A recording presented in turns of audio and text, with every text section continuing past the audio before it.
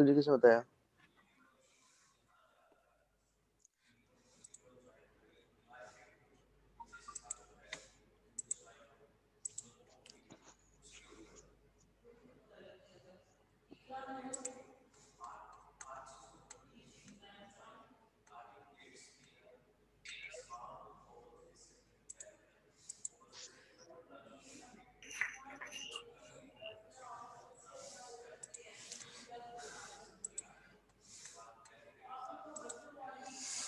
Assalamu alaikum students, I hope you are doing well.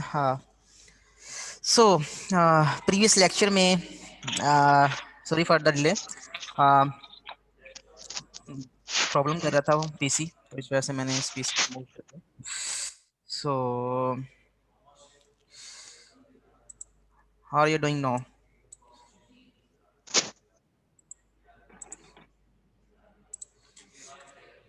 So students, previous lecture में हम discuss कर रहे थे memory management. This is very important lecture today. So हमारे पास क्या है, हमारे पास जो मेमोरी होती है उसमें बायोलॉजिकली हम दो पार्ट्स में इसको डिवाइड करते हैं. जो रैम की मैं बात कर रहा हूँ, फिजिकल रैम की बात कर रहा हूँ. तो एक पार्ट में ऑपरेटिंग सिस्टम मींस विंडोज या लिनक्स की कोई डिस्ट्रीब्यूशन, यूबंटू एक्सेट्रा, वो ऑपरेटिंग सिस्टम जो है वो एक पार्ट में हमारे पास रिजाइड करता है मेमोरी में, रैम में. और बाकी जो पार्ट होता है रैम का, उसमें डिफरेंट प्रोसेस जो है, यूजर प्रोसेस, वो लोड होते हैं. ओके. सो एक तो तरीका ये है कि हम प्रोसेस वन को लेके आए, ठीक है, और जहाँ से यूजर स्पेस जो है वो स्टार्ट होती है, वहाँ से ऑनवर्ड हम प्रोसेस जो है वो एलोकेट करना शुरू कर दें मेमोरी उनको. तो कैसे पता चलेगा कि कौन से प्रोसेस की मेमोरी का एरिया कौन सा है? तो हम यूज़ करेंगे बेस और लिमिट रजिस्टर्स. दो रजिस्टर्स हम यूज़ करेंगे. तो बेस रजिस्टर में उस प्रोसेस का स्टार्टिंग एड्रेस होगा, जैसा जैसे कि यहाँ पे आपको नज़र आ रहा है कि 3040 लिखा हुआ है. तो 3000 आगे 40, इसका मतलब है कि this is the starting address of the process. तो ये बेस रजिस्टर में होगा इसका स्टार्टिंग एड्रेस. और इस प्रोसेस का जितना साइज है, वो साइज जो है वो लिमिट रजिस्टर में होगा. तो बेस प्लस लिमिट करेंगे, मींस बेस प्लस साइज जो है उसको ऐड करेंगे, तो हमारे पास जो एंडिंग एड्रेस है वो आ जाएगा. तो आप देख सकते हो कि अगर 3040 में आगे 120900 ऐड करें, तो बेसिकली आपके पास ये वाला आंसर आता है. ओके. तो इससे हम एंडिंग एड्रेस निकाल सकते हैं बेस प्लस लिमिट से. ओके. तो ये दोनों रजिस्टर्स जो हैं, इससे हम किसी भी प्रोसेस को चेक कर सकते हैं कि उसका मेमोरी लोकेशन एरिया कौन सा है. ओके. तो ये हार्डवेयर प्रोडक्शन के लिए भी हम यूज़ करते हैं. ये प्रीवियस लेक्चर में हमने देखा था कि सीपीयू जो है वो लॉजिकल एड्रेस जनरेट करता है. और लॉजिकल एड्रेस और फिजिकल एड्रेस में क्या डिफरेंस है, ये भी हमने लास्ट टाइम डिस्कस किया था. कि फिजिकल एड्रेस जो है वो रैम का एड्रेस होता है, कि एक्चुअल में प्रोसेस रैम में किस जगह पे लोड है. और लॉजिकल एड्रेस जो है वो प्रोसेस एड्रेस स्पेस का एड्रेस होता है. ठीक है. सो प्रोसेस एड्रेस स्पेस जो है वो डिफरेंट होती है, ठीक है, और फिजिकल रैम जो है वो डिफरेंट होती है. ओके.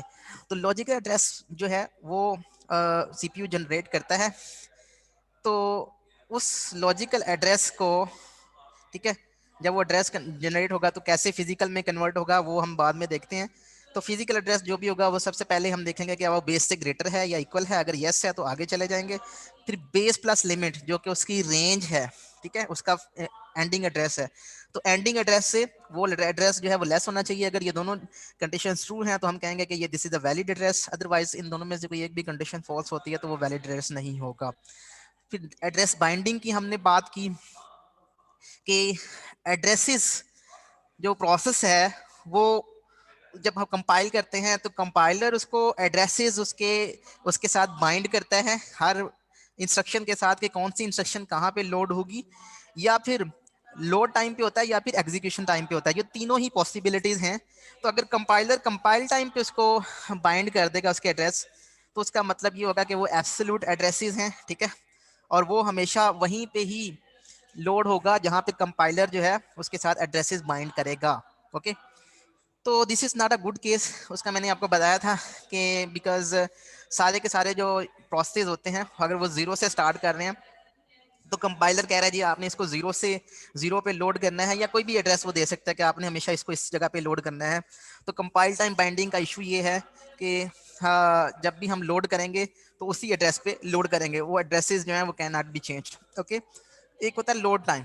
लोड टाइम का मतलब ये है कि कंपाइलर जो है वो उसके साथ एड्रेसेस बाइंड नहीं करता। जब लोडर जो है वो प्रोग्राम को लोड करता है तो तब वो जो है उसके साथ एड्रेसेस बाइंड होते हैं कि मेमोरी में कहाँ पे स्पेस अवेलेबल है। लोडर को पता होता है कि मेमोरी में कौन कौन सी लोकेशन जो है वो एम्प्टी हैं, और जिस एम्प्टी लोकेशन में वो प्रोसेस फिक्स हो सकता है वहाँ पे हम उसको लोड कर सकते हैं। तो एक तो ये तरीका है। एक्सक्यूज मी दूसरा सर, जी सर ये जो कंपाइल टाइम होता है, आप कहना चाह रहे हैं कि एड्रेस जो होता है वो एब्सोल्यूट होता है, जी और सर लोड में?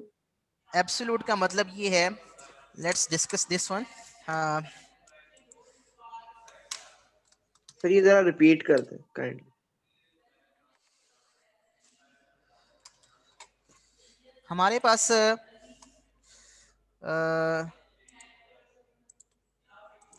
हमारे पास यहाँ पे एक प्रोसेस है, ठीक है, ये प्रोसेस 1 है, ये प्रोसेस 2 है, एंड सो ऑन, ठीक है। ये हमारे पास रैम है। तो रैम में दो पार्ट्स हैं, एक logical address space, user space है, कर्नल स्पेस है। ये कर्नल स्पेस है, ठीक है, और ये यूजर स्पेस है।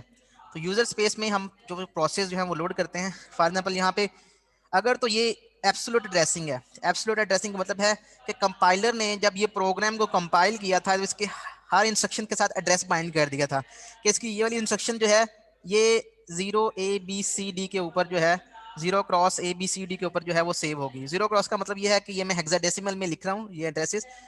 तो 0 क्रॉस फॉर एग्जाम्पल यहाँ पे है A B C D। तो A B C D ये प्रोसेस जब भी लोड होगा ये हमेशा यहाँ पे ही लोड होगा। जब भी ये लोड होगा हमेशा यहाँ पे ही लोड होगा।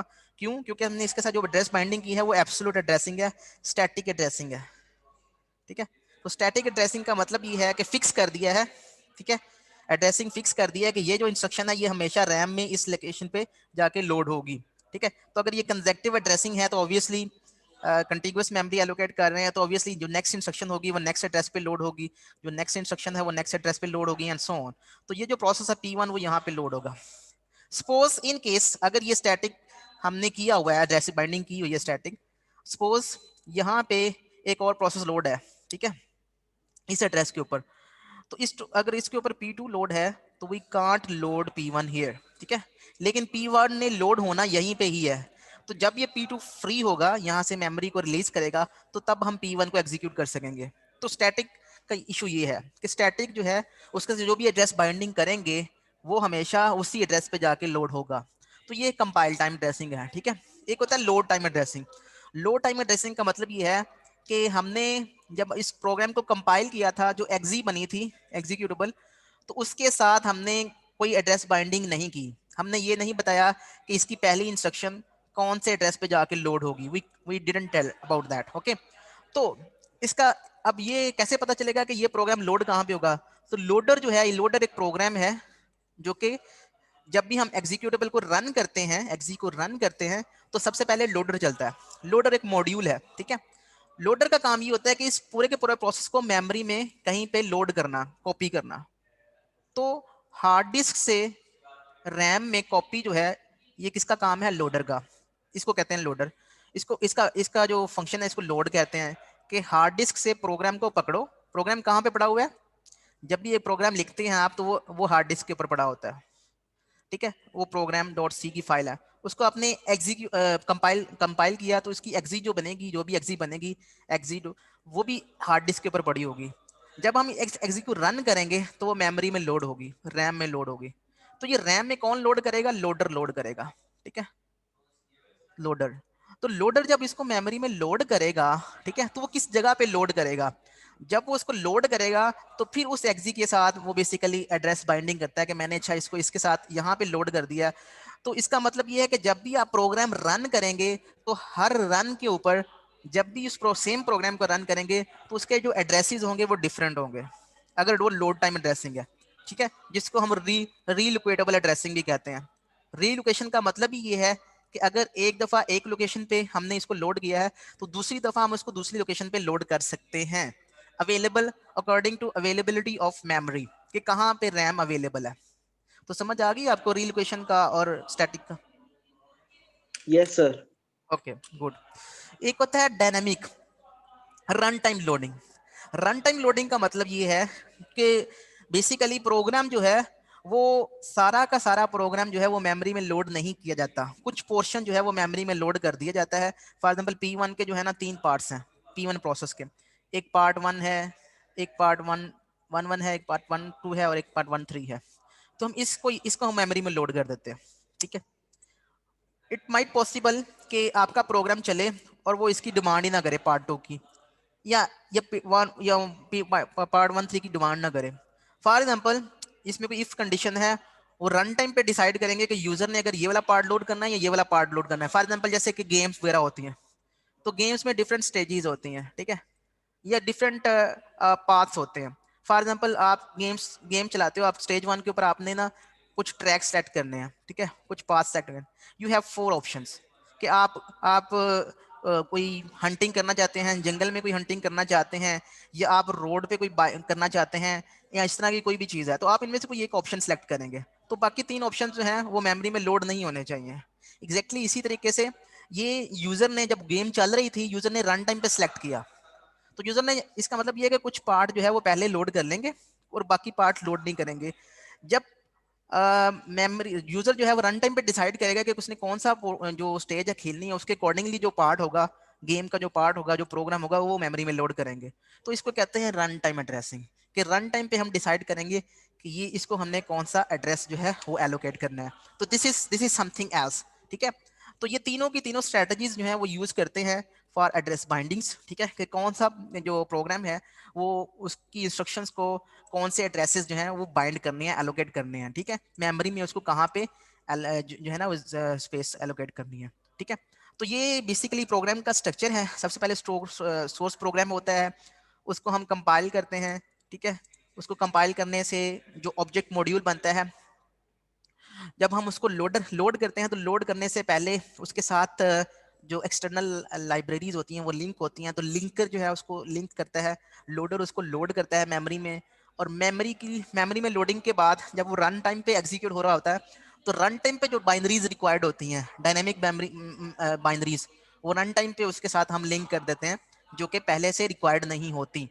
Okay, so physical address space का आपको मैंने बता दिया कि it is a collection of physical addresses, ठीक है। Collection of physical addresses called physical address space, और collection of virtual addresses called virtual address space या लॉजिकल एड्रेस स्पेस, जो कि सीपीयू जनरेट करता है। ओके, फॉर एग्जांपल इसकी मैं बता दूं, इसकी मैं क्लियर कर दूंगा आपको कि लॉजिकल एड्रेस स्पेस क्या होती है और फिजिकल एड्रेस स्पेस क्या होती है। सपोज हमारे पास 4 GB का एक प्रोसेस है, प्रोसेस P1 है, वो 4 GB का है, और हमारे पास 2 GB रैम है। तो इसमें जो 2 GB के ये जो एड्रेसेस हैं हमारे पास, ये जो एड्रेसेस हैं कि 0 से स्टार्ट होके वो 2 GB तक जा रहे हैं, ठीक है। लास्ट एड्रेस जो है वो FF एंड सो ऑन होगा, इस तरह से। अगर एक डिजिट जो है 4 बिट का है, ठीक है, तो इसमें चूंकि 2 GB का मतलब ये है। आप बता सकते हैं कि अगर 2 GB रैम है तो एड्रेस बिट्स कितनी होंगी? लास्ट टाइम मैंने बताया था,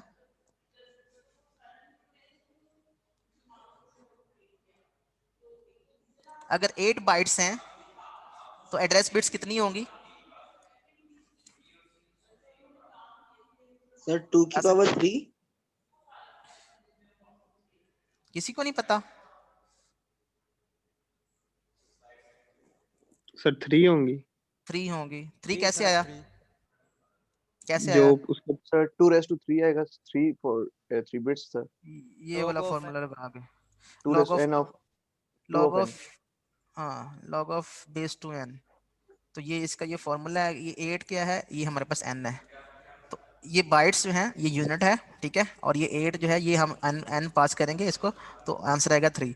अगर मैं यहाँ पे 16 लिखूँ, तो 16 के केस में n जो है वो 4 होगा, तो log बेस 4 जो है वो होगा इज इक्वल टू, सॉरी यहाँ पे 16 लिखेंगे तो ये होगा आंसर 4। ओके, इसी तरीके से अगर मैं 2 GB लिखता हूँ तो आंसर क्या आएगा? 2G क्या होता है? 2⁻30, ठीक है। और ये 2 जो है इसको मल्टीप्लाई करेंगे ठीक है, तो ये पावर्स आपस में ऐड होती हैं, तो आंसर क्या आएगा हमारे पास 2^31। तो n हमारे पास बेसिकली क्या है, n हमारे पास है 2^31। ठीक है, तो n की जगह पे हमने 2^31 लिखना है, तो n की जगह पे हम 2^31 लिखेंगे, तो ये आपस में कट जाएंगे, तो आंसर जो है वो ये आ जाएगा 31। ठीक है, तो 31 जो है 31 बिट्स जो है वो रिक्वायर्ड होंगी अगर to represent address bits of 2 GB RAM. Okay, तो 31 अगर हमारे पास बिट्स हैं, ठीक है, तो हेक्साडेसिमल डिजिट्स कितने बनेंगे?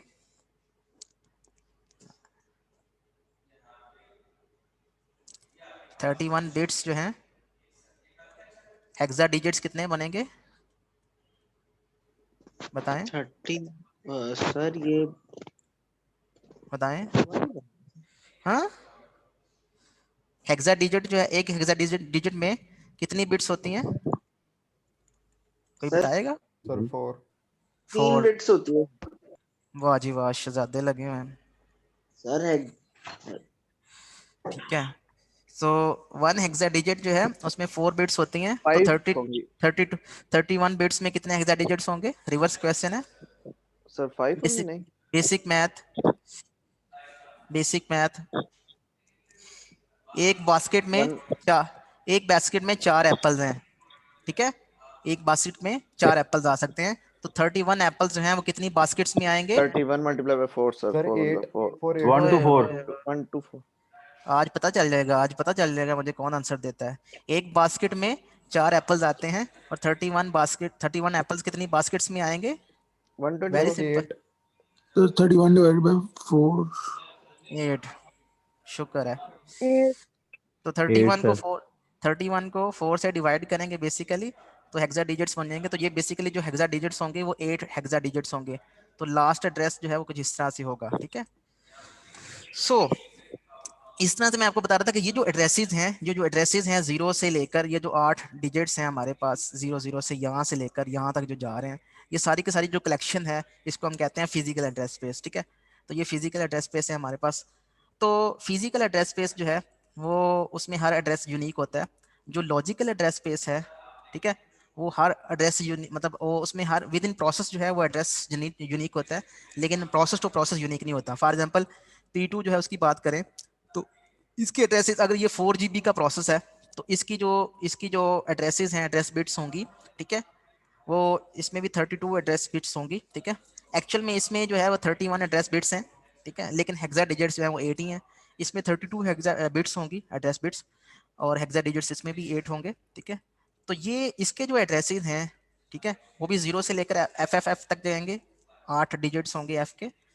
और इसके जो एड्रेसेस हैं P0 P2 प्रोसेस के, इसके भी एड्रेसेस जो हैं वो 0 से स्टार्ट होके, ठीक है, वो भी एफ तक जाएंगे। ठीक है, इस तरह से जितने भी प्रोसेस होंगे उनके एड्रेसेस 0 से ही स्टार्ट होके, तो आप देख सकते हो कि अगर इस 0 को हम फिजिकल एड्रेस कंसीडर कर लें, तो फिर तो इसका जब P1 का भी जो 0 एड्रेस है और P2 का भी 0 एड्रेस है, ठीक है, तो दोनों को, हाँ, अगर लॉजिकल एड्रेस स्पेस को ही फिजिकल एड्रेस कंसीडर कर लें, तो लॉजिकल एड्रेस जो है वो क्लैश आ जाएगा कि P1 का 0 है या P2 को 0 है। मतलब P1 को अगर हमने 0 पे एलोकेट करना है, 0 एड्रेस पे, ठीक है, इसकी इंस्ट्रक्शन को, तो P2 की 0 इंस्ट्रक्शन को कहाँ पे लोड करेंगे फिर?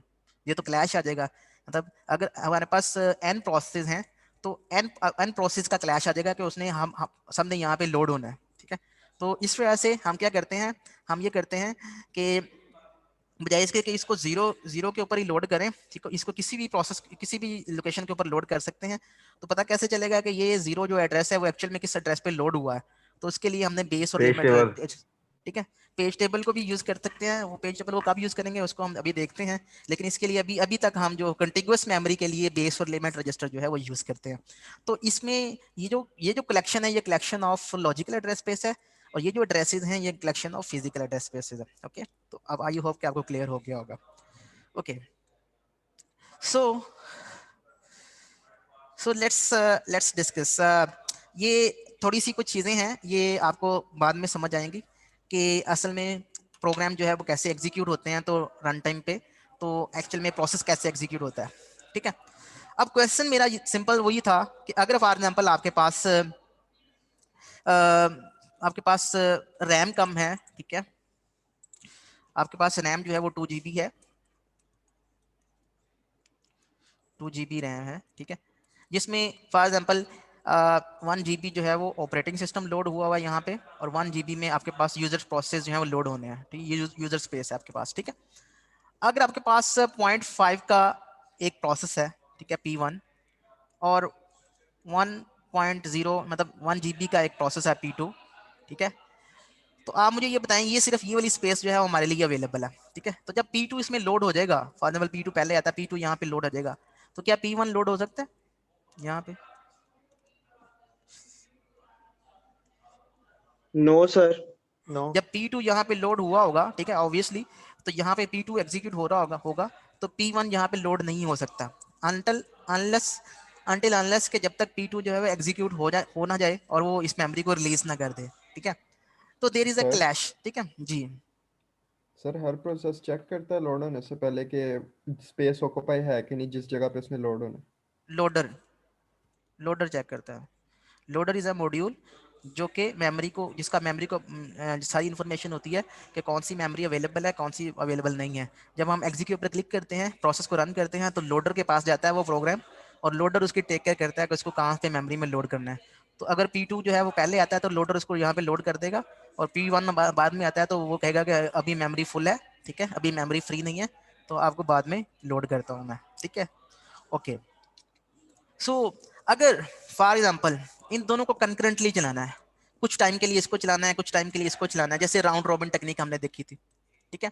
अगर तो फीफो की बेस पे है, तो फीफो तो मतलब यही है कि पहले ये एग्जीक्यूट होगा, ठीक है, फीफो अगर ये है तो पहले ये एग्जीक्यूट होगा P2, जब ये रिलीज कर देगा तो फिर ये चलेगा, ठीक है। तो ये है फीफो पॉलिसी। लेकिन अगर राउंड रॉबिन पॉलिसी है, राउंड रॉबिन ये है कि इसको 20 नैनो सेकंड देने हैं, फिर 20 नैनो सेकंड इसको देने हैं, ठीक है, और 1 GB रैम और इसको 1 GB रैम चाहिए, तो इसको 1 GB रैम जो है उसको एलोकेट कर देंगे 20 नैनो सेकंड्स के लिए, ठीक है। जब इसकी बारी आएगी प्रोसेस P1 की, तो इसको करेंगे अनलोड, इसको अनलोड करेंगे दोबारा हार्ड डिस्क के ऊपर, इसको सेव करेंगे, ठीक है, और इसको जो है ना दोबारा से लोड करेंगे मेमोरी में, ठीक है। तो इसको कहते हैं स्वैपिंग। तो swapping is a technique in which हम क्या करते हैं, हम मेन मेमोरी से एक प्रोसेस को स्वैप आउट करते हैं हार्ड डिस्क से, जिसको हम हार्ड डिस्क के ऊपर एक एरिया होता है जिसको हम बेकिंग स्टोर कहते हैं, तो बेकिंग स्टोर के ऊपर स्वैप आउट करते हैं एक प्रोसेस को, और दूसरे प्रोसेस को P2 को स्वैप इन करते हैं, ठीक है। तो दिस इज कॉल्ड स्वैपिंग। तो स्वैपिंग इज अ टेक्निक जो कि हमें फैसिलिटी प्रोवाइड करती है कि अगर हमारे पास रैम नहीं है, ठीक है, और हम एक से ज्यादा प्रोसेस को एग्जीक्यूट करना चाहते हैं, ठीक है,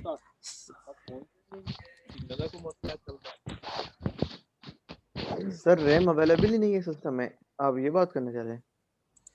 मैं ये कह रहा हूँ कि अगर सिस्टम में इतनी इनफ रैम अवेलेबल नहीं है अच्छा कि अच्छा दोनों के दोनों प्रोसेस जो हैं उनको इकट्ठा एक साथ लोड किया जा सके, ठीक है, अच्छा अच्छा तो सर। उस केस में क्या करेंगे, एक प्रोसेस को जो कोई ऑलरेडी लोड है उसको अनलोड करेंगे, जिसको हम स्वैप आउट कहते हैं, और दूसरे प्रोसेस को मेमोरी में लोड करेंगे, ठीक है, जिसको स्वैप इन कहते हैं जी।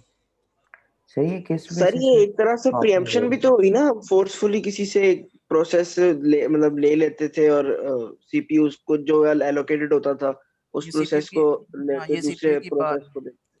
ये सर सीपीयू ये की बात नहीं हो कॉन्टेक्ट रही है, स्विच है। मेमोरी की बात हो रही है। ये जैसे ये ठीक है सर। कॉन्टेक्स्ट स्विच और चीज़ है। कॉन्टेक्स्ट स्विच के लिए जरूरी नहीं है कि स्वैप इन स्वैप आउट हो, जरूरी नहीं है। Okay sir. अगर दो प्रोसेस जो है वो मेमोरी में लोड हैं, तो एक को रन कर रहे हैं तो हो सकता है दूसरे को अब रन करना है, तो स्वैप इन जो ठीक है सर। कॉन्टेक्स्ट स्विच है उसका मतलब है सीपीयू के रिसोर्सेज को देने हैं। सीपीयू के रिसोर्सेज कौन ओके कौन ओके। से हैं उसके ऊपर डिस्कशन हो चुकी है कि कौन कौन यस सर, सी ठीक। चीज़ें हैं उसमें। ये बात हो रही है रैम की। रैम का मतलब ये है कि अगर रैम अवेलेबल नहीं है, इतनी रैम अवेलेबल नहीं है कि दोनों प्रोसेस सेम टाइम पे साइमल्टेनियसली मेमोरी में लोड किए जा सके, ठीक है तो उस सर। केस में ये होगा कि एक प्रोसेस को स्वैप आउट करेंगे, और जब वो उसकी दूसरी प्रोसेस की बारी आएगी तो पहले को स्वैप आउट करेंगे और दूसरे प्रोसेस को लोड करेंगे और फिर उसको रन करना शुरू कर देंगे, ठीक है। तो ये जो आप बात करें ना कॉन्टेक्स्ट स्विच की, ये देखिए context switch time including swapping, ठीक है।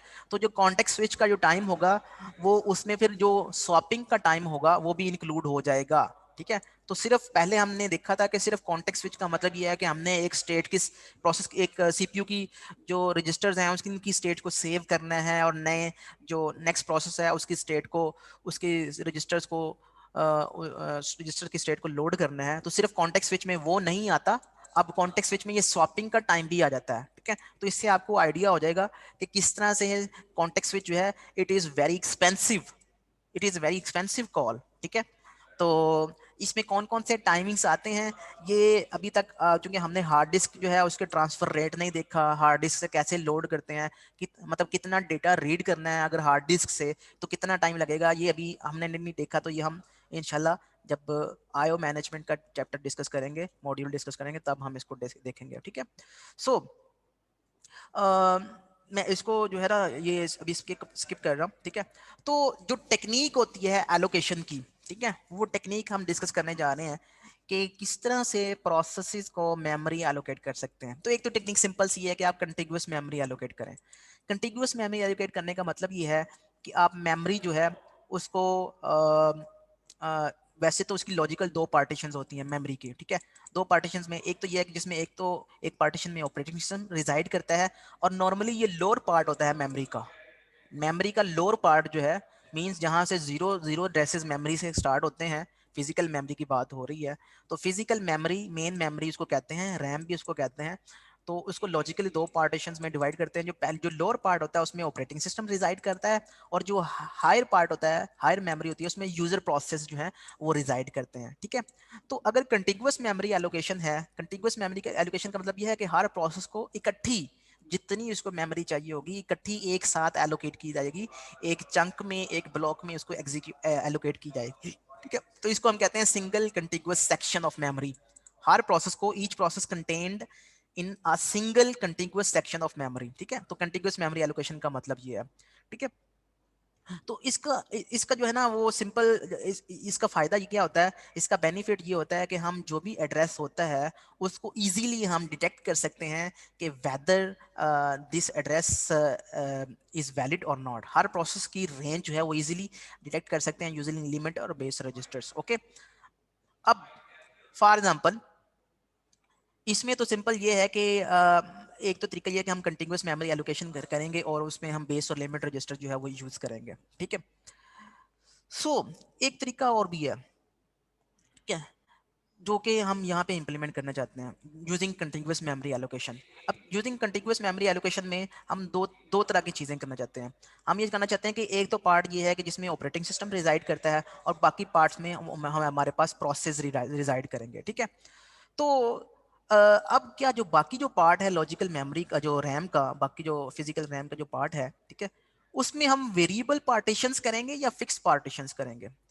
तो वेरिएबल पार्टीशंस का मतलब ये है कि हमारे पास प्रोसेस P5 आया, हमने इसको लोड कर दिया, फिर प्रोसेस P8 आया, उसको लोड कर दिया, फिर प्रोसेस P2 आया, उसको लोड कर दिया यहाँ पे, ओके। प्रोसेस P8 जो है, प्रोसेस 8 जो है वो एग्जीक्यूट हो गया, उसने मेमोरी को रिलीज कर दिया। अब प्रोसेस P9 आया, उसको हमने इस जगह पे लोड कर दिया, ठीक है, और प्रोसेस P10 आया, उसको हमने इस जगह पे लोड कर दिया, ओके। तो इस तरह से हमारे पास जो रैम है वो इस तरह से कंज्यूम होगी और इस तरह से रिलीज होगी, ठीक है।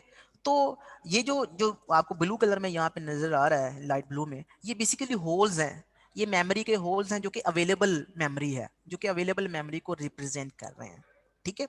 तो इस तरह से हमारे पास होल्स जो है वो क्रिएट होते रहेंगे। स्टार्ट में हमारे पास सिंगल एक होल होगा जिसमें इस तरह से प्रोसेस जो है वो आके लोड हो जाएंगे, फिर आहिस्ता आहिस्ता प्रोसेस, कुछ प्रोसेस रिलीज करते जाएंगे मेमोरी को, कुछ प्रोसेस जो है वो मेमोरी को यूटिलाइज करते जाएंगे, ठीक है।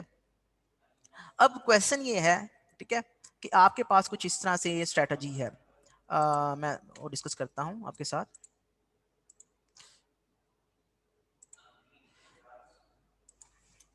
तो स्टूडेंट्स यहाँ पे बड़ा इंटरेस्टिंग सा मैकेनिज्म है मेमोरी एलोकेशन का, ठीक है, कि आपने मेमोरी कंटिग्यूअस एलोकेट करनी है। मेमोरी के लॉजिकल जो है वो दो पार्ट्स हैं, एक पार्ट में ऑपरेटिंग सिस्टम लोड है और एक पार्ट में हमारे पास यूजर प्रोसेस जो है लोड है, जिसको हम यूजर स्पेस कह रहे हैं, ठीक है। तो यूजर स्पेस में हमारे पास फॉर एग्जाम्पल P1 आया प्रोसेस, फिर हमारे पास P2 आया प्रोसेस, फिर हमारे पास P3 प्रोसेस आया। तो यहाँ पे हमारे पास एक होल जो है वो अवेलेबल है, यहाँ पे कोई प्रोसेस लोड नहीं है, ठीक है, कुछ रैम हमारे यहाँ पे अवेलेबल। फिर ये होता है, ठीक है, कि फॉर एग्जांपल ये जो है ये 1 GB रैम है, ठीक है, ये भी 1 GB रैम है, और ये है 2 GB रैम है, ठीक है। तो टोटल हमारे पास ये भी 1 GB रैम है, ठीक है। तो अगर 8 GB टोटल रैम है तो 3 GB ये है, ठीक है, मैं एग्जांपल दे रहा हूँ बस। तो ये बाकी जो जो ये 5 GB रैम है, ठीक है। अब मुझे ये बताएं कि जब प्रोसेस P2 एग्जीक्यूट हो जाएगा, ठीक है, तो कितनी मेमोरी अवेलेबल होगी?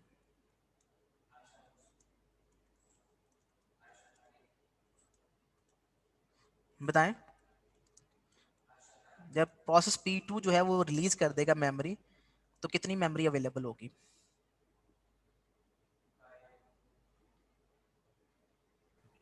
One sir 1 one GB, So one, gigabyte 1 GB यहाँ पे है और 1 GB यहाँ पे है, ठीक है।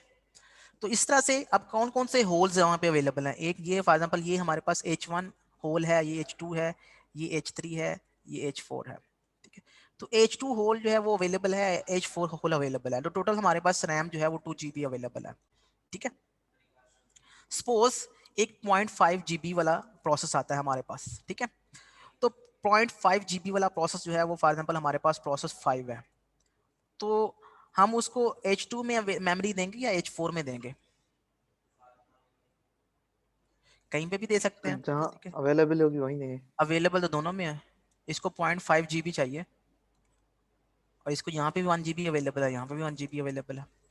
सर कहीं सर भी दे फॉरवर्ड सकते हैं, कहीं कहीं भी पे दोनों दे भी, सकते हैं। कहीं कहीं भी पे दे भी दे सकते सकते कहीं हैं। भी, तो फॉर यस एग्जांपल सर। कहीं पे भी दे सकते हैं। फॉर एग्जांपल इसको दे दिया P5 यहाँ पे, ठीक है। तो अब यहाँ पे कितनी मेमोरी अवेलेबल है? यहाँ पे 0.5, 5 ठीक है। तो ये होल जो 0.5 है हैं। 0.5 से। ये H5 होल है, ठीक है, और ये H4 होल है, ठीक है। अब मुझे ये बताएं कि P6 एक प्रोसेस आता है, उसको 0.5 GB मेमोरी एलोकेट करनी है। P6 न्यू प्रोसेस आता है, ठीक है, P6 आता है। तो P6 को मेमोरी कहाँ पे देंगे? H5 में या H4 में? सर H4 में सर। H5 में क्यों नहीं? सर वहां पे एक प्रोसेस ऑलरेडी हो रहा है, लेकिन स्पेस है हमारे पास, लेकिन वहां पे नहीं दे सकते शायद। क्यों नहीं दे सकते? यहाँ सर पे वो 0.5 अवेलेबल है, यहाँ पे सर 0.5 वो अवेलेबल है, यहाँ पे। फिर दे सकते हैं सर। तो यहाँ पे क्यों नहीं दे सकते? सर दोनों में दे सकते हैं। दोनों में कहीं दे भी दे सकते हैं, सकते हैं, कहीं दोनों भी। में दे सकते हैं। तो ये दे कैसे सकते सर डिसाइड दोनों करें, में। या कैसे डिसाइड करेंगे कि मेमोरी यहाँ पे देनी चाहिए या यहाँ पे देनी चाहिए? कैसे डिसाइड करेंगे? How we will decide? तो there are different strategies, there are different algorithms. तो पहली स्ट्रेटजी ये है कि फर्स्ट फिट स्ट्रेटजी, ठीक है।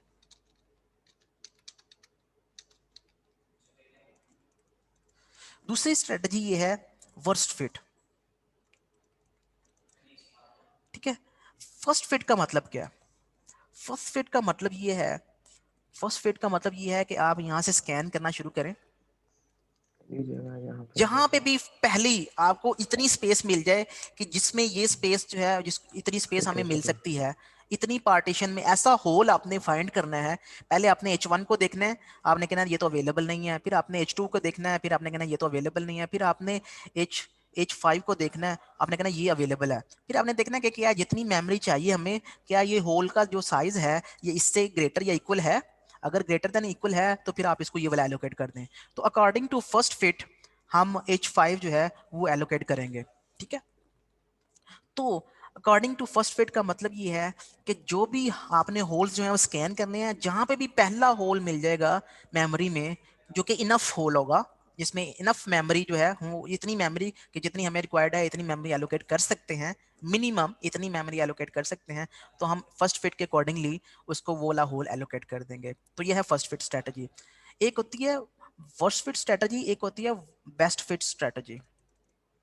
बेस्ट फिट स्ट्रेटजी जो है वो कहती है कि आपने पहला होल जो है वो असाइन नहीं करना, आपने सारे के सारे होल्स जो है वो मेमोरी देखनी है। H1 H2 H3 H5 जितने भी होल्स मेमोरी में क्रिएट हैं वो सारे के सारे होल्स देखने हैं।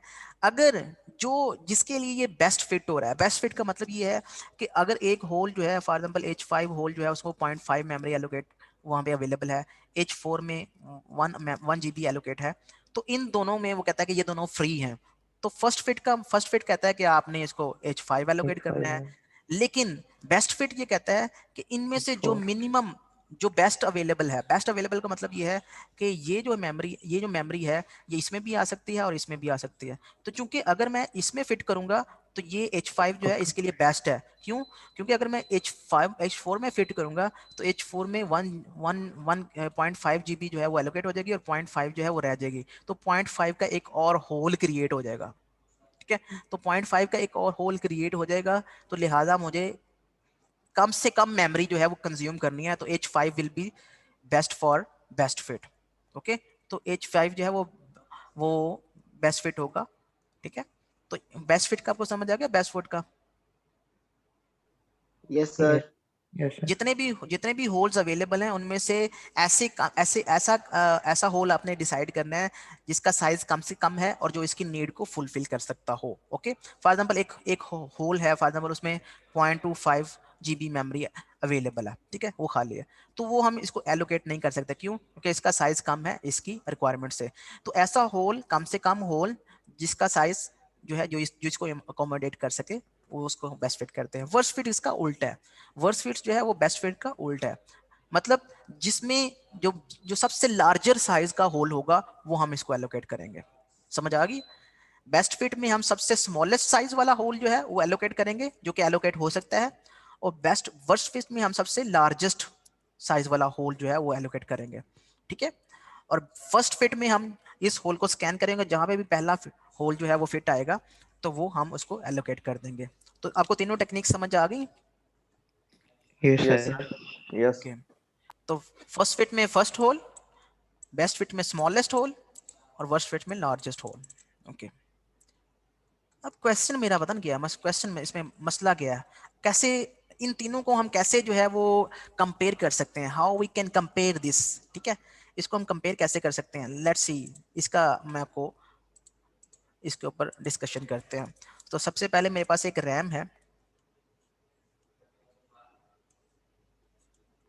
तो आपके ख्याल में कौन सी अच्छी है?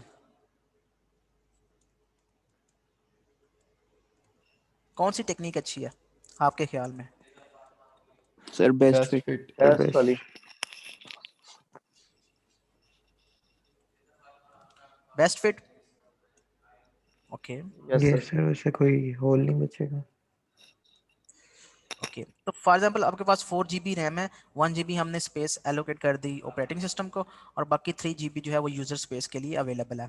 तो फॉर एग्जांपल P1 प्रोसेस यहाँ पे आ गया सबसे पहले, फिर P2 आ गया, फिर P3 आ गया। ठीक है, तो 3 होल्स जो हैं वो हमारे क्रिएटेड हो गए हैं यहाँ पे। ठीक है, तो ये होल्स फिक्स रहेंगे या कम ज्यादा होते रहेंगे? सर डायनामिक होंगे, चेंज होते हैं। डायनामिक होंगे, चेंज होते रहेंगे। तो फॉर एग्जांपल हमारे पास जो है वो प्रोसेस P1 जो है वो एग्जीक्यूट हो जाता है, तो प्रोसेस P1 हमने एग्जीक्यूट कर दिया। उसके बाद प्रोसेस P3 जो है वो भी एग्जीक्यूट होता है जब हमें मेमोरी रिलीज कर देगा। ठीक है, मेमोरी रिलीज, वो उसने मेमोरी रिलीज कर दी। ठीक है, ओके, तो हमारे पास एक प्रोसेस है P4 आता है। कितनी मेमोरी अवेलेबल है इसमें? अब ये भी 2 GB। अवेलेबल है, ये भी 2 2 GB GB। 2 अवेलेबल है। GB। तो 2 GB। मैं मुझे एक 1.5 GB रैम चाहिए प्रोसेस 4 के लिए, मेमोरी में लोड हो जाएगा? नहीं होगा। नो सर, कंजर्वेटिव नहीं है। कंटिगुअस मेमोरी नहीं है। अवेलेबल मतलब कितनी एक है? साथ अवेलेबल 2 कितनी है? GB। 2 GB। चाहिए कितने? 2 GB। 1.5। 0.5। 1.5 चाहिए, अवेलेबल 2 है, लेकिन फिर भी लोड नहीं कर सकते। सर वो कंटिगुअस। स्पेसिफिक किसी चंक चंक पे नहीं है ना। हाँ जी, तो इसको इसको क्या कहते हैं? ये दिस इज अ प्रॉब्लम, इसको कहते हैं हम एक्सटर्नल फ्रेगमेंटेशन। सर इसको हम मूव नहीं कर सकते P2 को। हाँ जी, अभी देखते हैं इसको। इसको कहते हैं एक्सटर्नल फ्रेगमेंटेशन। फ्रेगमेंटेशन एक प्रॉब्लम है, ठीक है, कि जिसका मतलब ये है कि हमारे पास मेमोरी तो अवेलेबल है, जितनी रिक्वायर्ड है उतनी मेमोरी तो अवेलेबल है, लेकिन वो कंटिगुअस नहीं है। This is the problem. तो ये प्रॉब्लम जो है, ये आप घर जाके देखिएगा, कि आप ना गूगल से देखिएगा, कि मैं आपको ये आपके ऊपर छोड़ रहा हूँ। ठीक है, कि आपके पास ना एक मेमोरी है, वो आपको ना कहेगा कि ये P1 चाहिए, मुझे P2 चाहिए, फिर P3 चाहिए, फिर P1 रिलीज कर दें, फिर P2 चाहिए, फिर P3 को रिलीज कर दें, P4 चाहिए, एंड सो ऑन। इस तरह से आपको ना एक एग्जांपल देगा, आपने उसके ऊपर बेस्ट फिट, वर्स्ट फिट और फर्स्ट फिट रन करना है। ठीक है, तो आप देखिएगा कि किस केस में एक्सटर्नल फ्रेगमेंटेशन ज्यादा होती है, किस केस में एक्सटर्नल फ्रेगमेंटेशन के चांसेस ज्यादा है। ठीक है, तो मेरा क्वेश्चन समझ गए आप? Yes sir. क्वेश्चन ये है कि यस। आपके पास आपने एक रैम लेनी है, फिर वो कहेगा कि आपने P1 को एलोकेट करना है, P2 को एलोकेट करना है, P3 को मेमोरी एलोकेट करनी है, एंड सो उनके साइज भी देगा साथ साथ आपको, ठीक है। फिर आपको उसको वो कहेगा कि आपने फर्स्ट फिट के थ्रू ये आपने चीज़ें करनी है, फिर P4 कहेगा आपको, फिर वो कहेगा P1 रिलीज हो गया and so on so four. तो इस तरह से मेमोरी में होल्स क्रिएट होते रहेंगे। तो आपने स्टेप बाय स्टेप आपने हर नेक्स्ट प्रोसेस के अगेंस्ट आपने एक नया मेमोरी ब्लॉक बनाना है एंड सो ऑन। तो उस तरह से आपको पता चलता रहेगा कि आपके कौन कौन से ब्लॉक्स जो हैं वो अवेलेबल हो गए हैं, कितने साइज के अवेलेबल हो गए हैं, सो ऑन सो फॉर। तो आप देखिए कि किस केस में एक्सटर्नल फ्रेगमेंटेशन ज़्यादा आती है। तो एक्सटर्नल फ्रेगमेंटेशन का मतलब ये है कि you have enough memory to load this process but that memory is not contiguous. तो दिस इज अ प्रॉब्लम। तो अभी किसी स्टूडेंट ने बताया कि अच्छा इसको हम मूव नहीं कर सकते, ठीक है। तो इसका सोल्यूशन क्या है एक्सटर्नल फ्रेगमेंटेशन का? इसका सोल्यूशन है compaction. Compaction is a solution. Compaction क्या है? कंपैक्शन का मतलब होता है मूव करो। कंपैक्शन का मतलब है कि मूव करो प्रोसेस P2 को यहां से यहाँ पे मूव करो।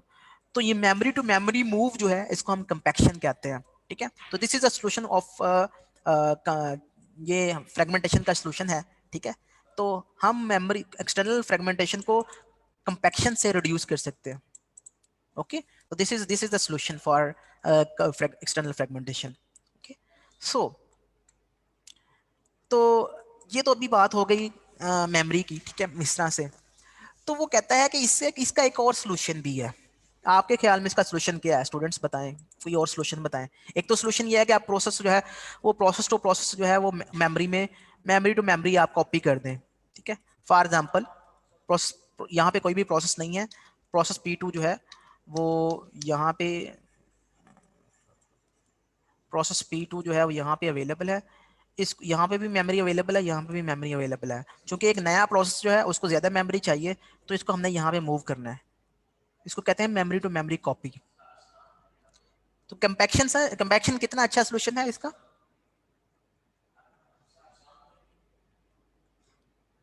जी स्टूडेंट्स, कंपैक्शन इसका अच्छा सोल्यूशन है? सर हो नहीं सकता, सर, अच्छा सर, ठीक है सर। नहीं सर, इतना अच्छा तो नहीं है। क्यों अच्छा नहीं है? तो अगर लार्ज कॉपी मेमोरी होगा हो तो पहले पूरी डाटा, फिर कॉपी पीछे करते से जाएगा। डिलीट होगा। तो 1 GB का डेटा जो है 1 GB का डेटा यहाँ से यहाँ मूव टाइम करना, लगेगा। मेमोरी टू मेमोरी कॉपी, तो टाइम लगेगा। फॉर एग्जांपल जब भी यस नया सर। प्रोसेस आएगा वो देखेगा कि मेमोरी अवेलेबल नहीं है, लिहाजा कंपैक्शन करो। तो compaction is a very expensive task कि 1 GB का डेटा जो है वो मेमोरी टू मेमोरी आपने मूव करना है, ठीक है। तो इसकी भी कॉस्ट देखेंगे, एक्चुअली इसकी कॉस्ट कितनी है, ठीक है।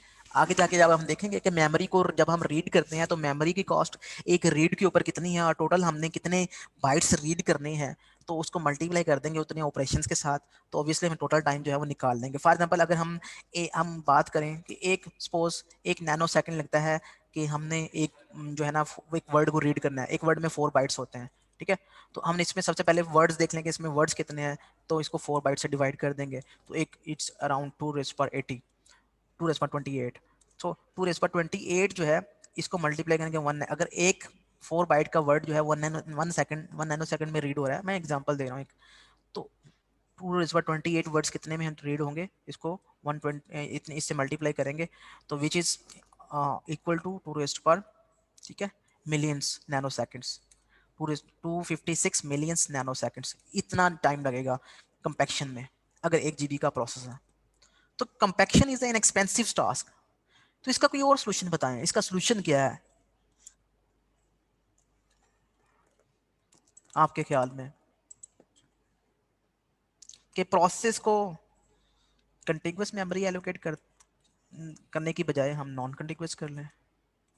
सर ये ऐसे सही नहीं हो सोल्यूशन? सकता कि मतलब पहले हम लोग करें कि एक प्रोसेस है, वो देखे फर्स्ट फिट कहाँ पे होता है, उसके बाद वो सर्च करता रहे कि जब जहाँ उसको मतलब ऊपर से ना करे, लेकिन जहाँ पे उसने फर्स्ट फिट लिया था उसके बाद हम्म से वो सर्चिंग करता रहे, जहाँ पे उसको फ्री मेमोरी मिले वो वहाँ से हम्म फिर जहाँ से उसने लेफ्ट किया था वहीं से प्रोसेस एग्जीक्यूट कर दे। समझ नहीं आए कि जब आपको एक फर्स्ट फिट, अब आपको फर्स्ट फिट का मतलब ये है कि आपको अपने एक नया प्रोसेस जो है उसको मेमोरी एलोकेट करनी है। Yes memory sir. चाहिए 1.5 GB, ठीक है। यहाँ पे है 1 G मेमोरी, यहाँ पे भी है 1 G रैम, ठीक है। ये दो होल्स ठीक। हैं, मैं इसमें फिट करना चाहता हूँ best fit, worst fit, first fit. वो किसी वो कहता है कि नहीं अवेलेबल ही नहीं है, इतनी मेमोरी अवेलेबल नहीं। क्यों? क्योंकि ये होल जो है ये इससे लेसर है, इस साइज से। ये भी होल इससे लेसर है, तो कोई भी स्ट्रेटजी काम नहीं करती। तो ये कोई भी स्ट्रेटजी अब काम नहीं करती, तो हम ये कहते हैं कि हम P2 को यहाँ पे मूव करते हैं। तो जब P2 को यहाँ पे मूव करेंगे तो हमारे पास ब्लॉक कुछ इस तरह से नया आ जाएगा। P2 यहाँ पे चला जाएगा, ये मेमोरी अवेलेबल हो जाएगी। ये मेमोरी कितनी है, 2 GB की। तो जब 2 GB यहाँ पे होगी, तो 2 GB यहाँ पे होगी, तो हम इसको P3 को यहाँ पे लोड कर देंगे। तो P3 को यहाँ पे लोड कर देंगे, एक नया होल क्रिएट हो जाएगा विच इज़ 0.5 GB। ठीक है, तो इस तरह से ये होगा कि P3 लोड हो जाएगा एटलीस्ट। समझ आ जाए इस चीज़ की। तो ये हम सही। बेसिकली ये हमने किया है कंपैक्शन से। ठीक है, अब क्वेश्चन ये है कि compaction is an expensive task. ठीक है, तो हमने P3 को लोड करना है, तो इसको कंपैक्शन करने की बजाय कुछ और कर सकते हैं। तो कुछ और क्या कर सकते हैं, हम क्यों नहीं ऐसा कर लेते कि हम P2 को 2 पार्ट्स में डिवाइड कर लें और एक पार्ट उसका यहाँ पे लोड कर दें और एक पार्ट उसका यहाँ पे लोड कर दें। सर हाफ वहाँ प्रोसेस हो जाए, जितना रिमेनिंग बचे वो P4 में, ऐसे ही ना? Sir exactly. ये सोच रहे थे तो बस सर, मैंने तो सोचा इस गलत ना हो जाए। इसको क्या कहते हैं, इसको क्या कहते हैं, सेगमेंटेशन। सेगमेंटेशन ये कहती है कि किस तरह से पता चलेगा कि प्रोसेस को कितना पार्ट्स में डिवाइड करना है या हाफ पार्ट्स में डिवाइड करना है। ठीक है, तो segmentation is a solution of external fragmentation, कि वो कहता है कि बजाय इसके कि आप कंटिग्यूअस मेमोरी एलोकेट करें, कंटिग्यूअस मेमोरी एलोकेशन की वजह से ये मसले आएंगे, एक्सटर्नल फ्रेगमेंटेशन के इश्यूज आएंगे। ठीक है, हमारे पास मेमोरी भी होगी, रैम भी होगी, लेकिन फिर भी हम प्रोसेस को लोड नहीं कर पा सकते कंटिग्यूअस मेमोरी एलोकेशन, तो हमें कंपैक्शन करनी पड़ेगी। Compaction is an expensive task.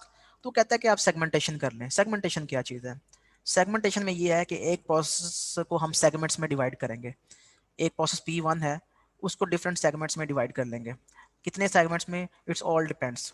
ठीक है, फॉर एग्जाम्पल हमने एक प्रोसेस को 4 सेगमेंट्स में डिवाइड कर लिया, 4 चंक्स में डिवाइड कर लिया। ठीक है, एक उसका कोड सेगमेंट है, एक उसका डेटा सेक्शन जो है उसको हमने इस तरह से कर लिया, हीप वाला सेक्शन अलग से कर लिया, स्टैक वाला सेक्शन अलग से कर लिया, तो सेगमेंट्स में डिवाइड कर लिया। तो हर प्रोसेस जो है उसका कोड सेक्शन अलग होगा, डेटा सेक्शन अलग होगा, हीप सेक्शन अलग होगा, स्टैक सेक्शन अलग होगा, अलग से 4 सेगमेंट्स में होगा। अब P1 को 4 सेगमेंट्स में हमने रखना है। कोड सेक्शन उसका यहाँ पे आ जाएगा P1 का।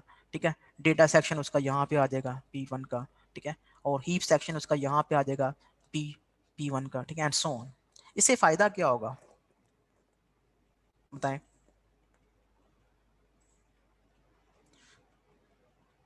स्टूडेंट्स बताएं इसका फायदा क्या है? सर टाइम बचेगा और किस तरह से?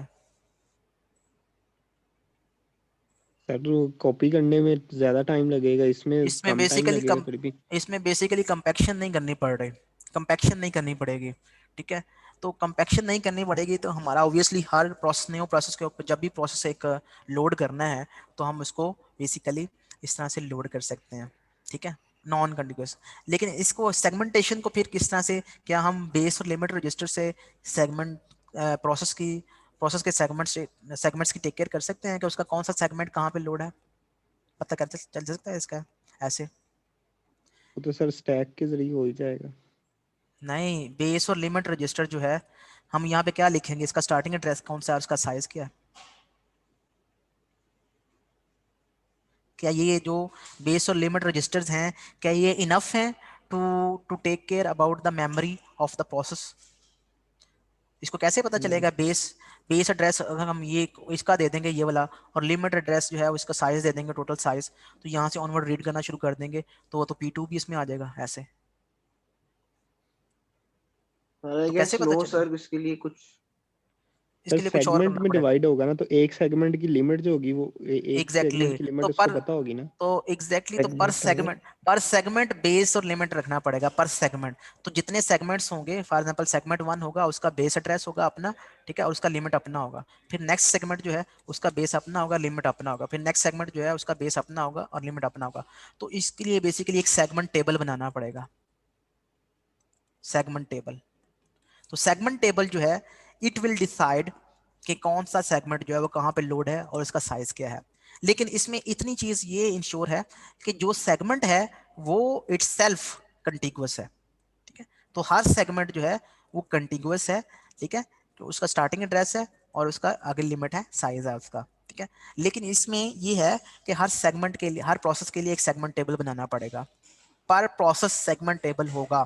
ठीक है, तो ये इसके लिए हमें इस चीज की टेक केयर करनी पड़ेगी। तो कहता है कि जो सेगमेंट्स हैं सेगमेंटेशन है वो इज अ कलेक्शन ऑफ, जो प्रोग्राम है उसको हम कह सकते हैं कि is a collection of segments, और सेगमेंट जो है एक लॉजिकल यूनिट है। उसमें मेन प्रोग्राम को हम एक सेगमेंट कह सकते हैं, किसी भी फंक्शन को हम एक सेगमेंट कह सकते हैं, किसी भी स्टैक को हम एक सेगमेंट कह सकते हैं, डेटा सेक्शन जिसमें लोकल वेरिएबल्स या ग्लोबल वेरिएबल्स आ रहे हैं उसको हम सेगमेंट्स कह सकते हैं, अरे को हम सेगमेंट्स कह सकते हैं जिसके हम हीप की बात कर रहे हैं, and so on so for. तो आपका जो यूजर व्यू है उसमें ये है कि हम इस तरह से एक प्रोग्राम को इस तरह से 5 यूनिट्स में डिवाइड कर सके करके हम उसको लोड कर सकते हैं। तो इसमें ये होगा कि ये है लॉजिकल व्यू ऑफ सेगमेंटेशन, कि किस तरह से यूजर को नजर आ रहा होगा कि अगर एक यूजर स्पेस में एक प्रोसेस है 1 2 3 4, तो उसका सेगमेंट नंबर 1 यहाँ पे लोड है, सेगमेंट नंबर 2 यहाँ पे लोड है, सेगमेंट नंबर 3 यहाँ पे लोड है, और सेगमेंट नंबर 4 यहाँ पे लोड है फिजिकल एड्रेस स्पेस में, फिजिकल रैम में। तो कैसे पता चलेगा कि कौन सा सेगमेंट जो है वो कहाँ पे लोड है? तो उसके लिए सेगमेंट टेबल होगा, पर प्रोसेस सेगमेंट टेबल होगा, ठीक है। तो उस, आप मुझे ये बताएं कि ये सेगमेंट जो टेबल होगा ये इटसेल्फ कहाँ पे होगा? Physical address sir, operating system physical handle memory कर में। रहा होगा। बेस और लिमिट रजिस्टर्स जो हैं वो कहाँ पे थे? बेस और लिमिट रजिस्टर्स कहाँ पे थे? मेमोरी में थे, हार्ड डिस्क पे थे, कहाँ पे थे वो? ऑपरेटिंग बेस, सिस्टम हैंडल कर रहा था। Base and limit registers hard disk में थे। और सर रजिस्टर्स कहाँ मेमोरी पे? में, रजिस्टर्स कहाँ पे होते हैं? सीपीयू में। सीपीयू मेमोरी में? में, मेमोरी में मेमोरी होते में। हैं। ओ खुदा के बंदो, सीपीयू में होते हैं। कितनी दफा आपको बताया? सीपीयू के मेजर पार्ट्स कौन कौन से हैं? सर सर रजिस्टर्ड है, रजिस्टर्स, एएलयू है, कैशे, उसके बाद एएलयू है, सीयू एलयू है, है। एलयू। भाई कैची है। सबसे, हाँ, तो उसमें सबसे जो इम्पोर्टेंट चीज है वो कैशे में होती है। रजिस्टर्स हैं, ठीक है। तो रजिस्टर्स जो हैं वो सीपीयू में होते हैं। तो इसका मतलब ये है कि जब हम बात करते हैं ना कंटिगुअस मेमोरी की, तो उसके लिए बेस और लिमिट एड्रेसेस जो हैं उनको कंटेन करने के लिए बेस और लिमिट रजिस्टर्स आर्किटेक्चर में है। आर्किटेक्चर का मतलब ये है कि सीपीयू के अंदर बिल्ड इन 2 रजिस्टर्स बिल्ड कर दिए हैं, जिसके एक का नाम बेस है, एक का नाम लिमिट रजिस्टर है।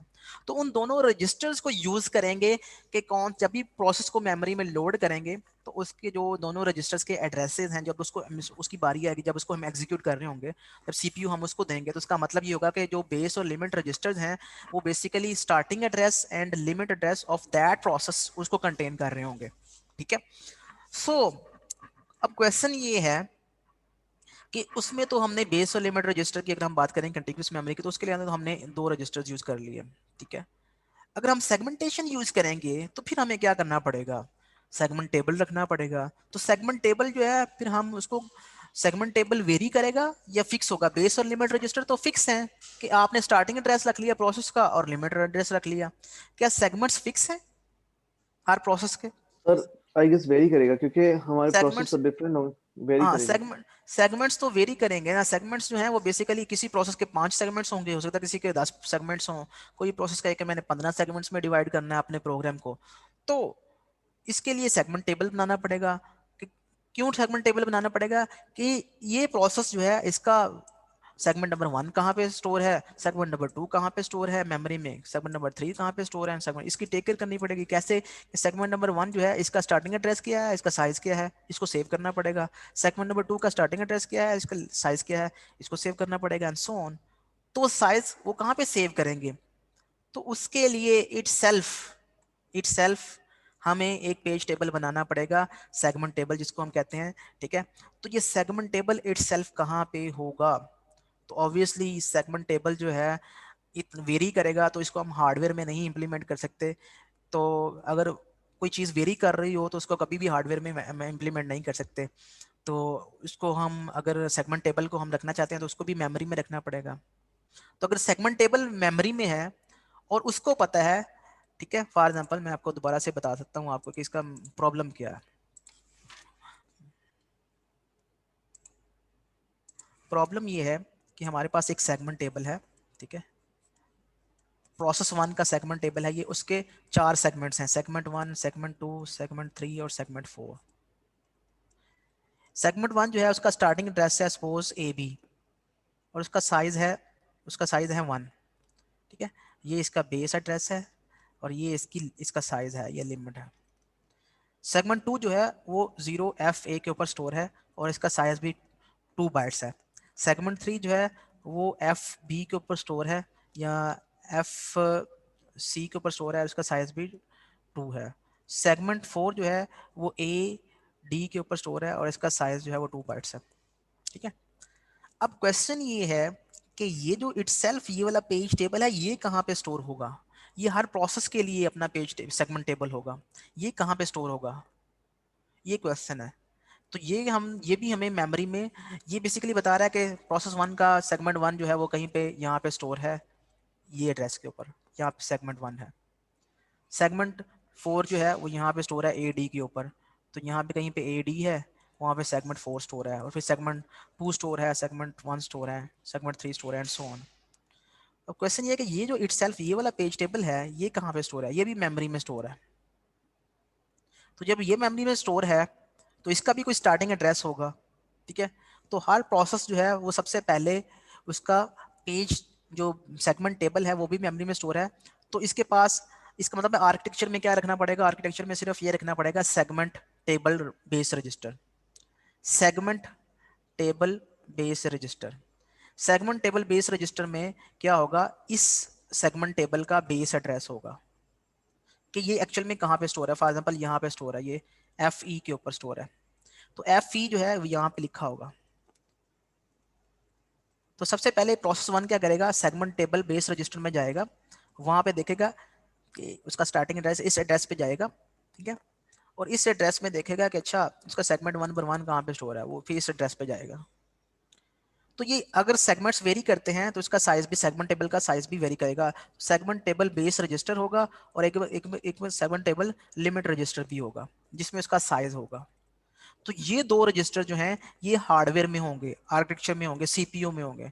तो CPU में हमारे पास ये सेगमेंट टेबल बेस रजिस्टर होगा और सेगमेंट टेबल लिमिट रजिस्टर होगा। तो जो भी प्रोसेस जो है जिसको हम एग्जीक्यूट कर रहे होंगे उसका segment table base register use करेंगे और उसका segment table limit register use करेंगे इन ऑर्डर टू वेरीफाई कि कहाँ कहाँ पे उसके सेगमेंट्स जो हैं वो लोड हैं। तो समझ आएगी आपको इस चीज़ की? Yes sir. Yes sir. Okay, good हो गया। तो अब किस तरह से इसका आर्किटेक्चर जो है वो किस तरह से एग्जीक्यूट होगा? इस तरह से जो भी CPU, जो भी लॉजिकल एड्रेस होगा, ठीक है, उसको हम बेसिकली दो पार्ट्स में डिवाइड करेंगे, सेगमेंट में और उसके आगे साइज में। ठीक है, तो S और D जो है ये इंशाल्लाह नेक्स्ट लेक्चर में मैं यहाँ से आपको स्टार्ट करूँगा, या अगर आपके पास टाइम है तो मैं आपको बता देता हूँ। क्लास है आपकी लोग इसके बाद? सर नेक्स्ट जी सर। चले मैं आपको हाँ। यहाँ से नेक्स्ट क्लास में स्टार्ट करेंगे, यहाँ से कि किस तरह से हम जो लॉजिकल एड्रेस है वो उसको हम किस तरह से, अगर सेगमेंटेशन कर रहे हैं तो कैसे वेरीफाई करेंगे कि उस प्रोसेस का कौन सा सेगमेंट जो है वो कहाँ पे स्टोर है और उसको एक्सेस कैसे करेंगे। ओके, तो इंशाल्लाह I will see you in the next class. जी, कोई क्वेश्चन है तो पूछ सकते हैं आप। सर ये जो है हमारा सेगमेंटेशन है, जिस तरह हम हर एक के लिए आप कह रहे थे कि अलग टेबल बनेगा हर प्रोसेस के लिए, हाँ तो हाँ उस हाँ तरह हाँ तो वो भी फिर काफ़ी कॉस्टली नहीं हो जाएगा मेमोरी के लिए? मतलब अगर फॉर एग्जांपल 20 प्रोसेस है तो 20 का अलग ही सेगमेंटेशन टेबल बन गया। हाँ, अगर एग्जैक्टली बेसिकली सर ये मैं पूछना चाह रहा था सर। अगर 20 प्रोसेस हैं तो उसके लिए 20 जो है वो अलग से सेगमेंट टेबल बनेंगे, लेकिन वो expensive in case of memory होगा, not full in case memory of में। एफिशिएंसी। ठीक है। समझ आ रही है इस चीज़ की ठीक है। कि अगर हमारे पास रैम अवेलेबल है तो हमारी हम्म। एफिशिएंसी के ऊपर कोई इफेक्ट नहीं आएगा। उस केस में हमारे पास रैम भी थी लेकिन हमारी एफिशिएंसी जो है वो इफेक्ट हो रही थी। परफेक्ट। ठीक है। ठीक। Okay, so attendance please, Abu Bakar Yasir, Ehsan Ijaz, sir present, sir present, Abdul Rab Yasir. Ehsan Ijaz नहीं है, Ehsan Tahir. Present project sir. वगैरह नहीं होना इसका? जी, प्रोजेक्ट वगैरह? प्रोजेक्ट वगैरह मैं अपलोड कर देता हूँ, आपको याद करवा दिया आपने, आज ही मैं अपलोड कर देता हूँ इंशाल्लाह जाके। तो प्रोजेक्ट आपका होगा बेसिकली, अभी थोड़ा सा मैं आपको अटेंडेंस लगा लूँ फिर मैं आपको 2 मिनट में बताता हूँ। एमन इकबाल, मैं रैंडमली अटेंडेंस बोल रहा हूँ। Ali Abdul Salam, present sir. अंस हुसैन, अवैस गुलजार,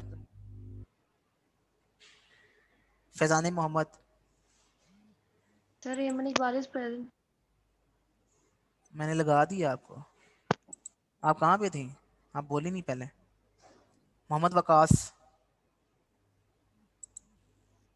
sir Present Faizan sir. Okay. Mohammad Arbaz, Present sir. Murad Rauf, Rana Junaid Shahid,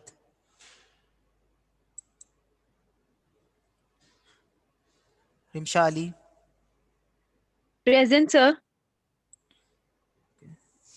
सारा जावेद, Present, sir. सर मेरा नाम नहीं आया मोहम्मद अफाक जहूर, अरबाज सैयद के वाजिद, बाद भी आता है। Syed Wajid Ali, Talha Bashir, Present sir. Ziaullah, present sir. Sir Faizan. Faizan आप कहाँ पे थे? सर लेक्चर में हूँ, लेक्चर क्या इंटरनेट क्या पढ़ा? डिस्कनेक्ट होता है। क्या पढ़ा है आपने आज? Memory allocation 1 GB 2 GB best first search आपने पढ़ाई और बाकी एल्गोरिथम्स पढ़ाए कि मेमोरी किस तरह एलोकेट करनी है। ओके, सो प्रोजेक्ट के बारे में आपको बता देता हूँ कि प्रोजेक्ट है क्या। ठीक है, सो मैं आपको ना एक फाइल सेंड कर देता हूँ। ठीक है, उसमें सारे डिस्क्रिप्शन जो है वो लिखी होगी। ठीक है, अगर आपको तब भी समझ ना आए कि तो इंशाल्लाह मैं नेक्स्ट क्लास में आपके साथ डिस्कस कर लूँगा। लेकिन प्रोजेक्ट ये है कि 2 मिनट में आपको बता देता हूँ कि आपके पास ना एक इस तरह से इनडोर समझ लें कि कोई ट्रैक है। ठीक है, और जिसमें यहाँ से भी गाड़ियाँ जा रही हैं, यहाँ से भी गाड़ियाँ जा रही हैं। ठीक है, तो आपके पास n कार्स हैं। ठीक है, तो उसमें से m कार्स जो हैं, ठीक है, वो इधर से जा रही हैं और m कार्स जो हैं वो इधर से जा रही हैं। टोटल n है। ठीक है, फॉर एग्जाम्पल टोटल अगर 10 हैं तो n हमारे पास फॉर एग्जाम्पल m हमारे पास फॉर एग्जाम्पल 10 है और n हमारे पास जो है वो फॉर एग्जाम्पल 3 है। ठीक है, तो टोटल m है हमारे पास और n कार्स जो हैं वो इस तरफ से जा रही हैं और n कार्स इस तरफ से जा रही हैं। 3 इधर से जा रही हैं, 3 इधर से जा रही हैं सपोज। तो पहले 3 ये गुजरेंगी, फिर 3 ये गुजरेंगी। ठीक है, ये देयर इज अ बोटल नेक के एक साइड से ये वन वे है, वन वे ट्रैफिक है। तो 3 या तो इधर से जा सकती हैं या फिर इधर से जा सकती हैं 3 कार्स। तो ये 3 कार जैसे से गुजर देंगी, जब ये गुजर जाएंगे तो फिर ये 3 कार्स इधर से गुजरेंगी। ठीक है, तो फिर टोटल 6 कार्स गुजर चुकी होंगी। फिर जो बाकी रिमेनिंग होंगी वो 3 इधर से गुजरेंगी और बाकी जो रिमेनिंग होंगी वो फिर 1 रह जाएगी, तो 1 इधर से गुजरेगी। तो इस तरह से आपके सिस्टम में 10 और 3 ये एंटर किया जाएगा। ठीक है, तो आपने उतने थ्रेड्स क्रिएट करने हैं। थ्रेड्स क्रिएट करके आपने फिर इंश्योर करना है कि आपने इसके लिए क्या क्या चीज़ें करनी है। इसलिए सेमाफोर यूज़ करना है, कंडीशनल वेरिएबल यूज़ करना है, ब्ला ब्ला ब्ला जो भी आपने करना है कि आप ये बेसिकली एक हमारा क्रिटिकल सेक्शन है जिसमें एट अ टाइम एक वे से हमारे पास जो है वो कार्स जो है वो गुजर सकती हैं। तो ये बेसिकली सिंपल सा एक प्रोजेक्ट है जो कि मल्टी थ्रेडेड प्रोजेक्ट है। इसको आपने इम्प्लीमेंट करना है। तो इसकी सारी जो रिक्वायरमेंट्स हैं वो मैं आपको अपलोड कर दूंगा। ठीक है, तो ये इंडिपेंडेंट है। ठीक है, यू इंडिपेंडेंट अगर आप नहीं करना चाहते तो इंडिपेंडेंट करेंगे तो आपके पास जो है ना टोटल 10 मार्क्स होंगे। अगर आप ग्रुप में करना चाहते हो तो आपके पास 8 मार्क्स होंगे। तो इसमें सिर्फ 2 मेंबर्स जो हैं वो आ सकते हैं। ठीक है, तो 2 मेंबर्स अगर आप करना मतलब अगर आप फील करते हो कि आप अकेले नहीं कर सकते तो आप 8 मार्क्स के लिए इसको टारगेट कर लें और आपके 8 आउट ऑफ 8 आ सकते हैं। ठीक है, तो सॉरी 10 8 आउट ऑफ 10 आ सकते हैं। इस केस में आप अगर आप इंडिविजुअल करते हो तो आप 10 आउट ऑफ 10 ले सकते हो। ठीक है, ओके, लेकिन इसमें आपके साथ पास मार्जिन होगा कि आप 2 पर्सन जो हैं वो इकट्ठे एक साथ सेम प्रोजेक्ट के ऊपर काम कर सकते हैं। Okay okay, thank you so much for joining the class. इंशाल्लाह we will meet in the next class. अब मैं लेक्चर्स अपलोड कर देता हूँ 1 घंटे तक। ठीक है, ओके, अल्लाह हाफिज़। अल्लाह हाफिज़।